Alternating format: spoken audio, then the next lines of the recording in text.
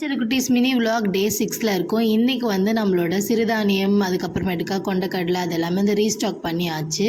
So வந்து இப்போ தான் மனசே நிம்மதியாக இருக்குது. இப்போ வந்து நம்ம என்ன ஹெல்த்தியாக சாப்பிடணும்னு நினச்சாலுமே வந்து டக்கு டக்கு டக்குன்னு ப்ரிப்பேர் பண்ணி நம்ம சாப்பிட்றலாம். இன்றைக்கி வந்து ரீஸ்டாக் பண்ணது ரொம்ப நிம்மதி. ஸோ வந்து நம்ம ப்ரைடல் பண்ணுறதுனால யாருக்காவது பண்ணணுன்னா கண்டிப்பாக காண்டாக்ட் பண்ணுங்கள்.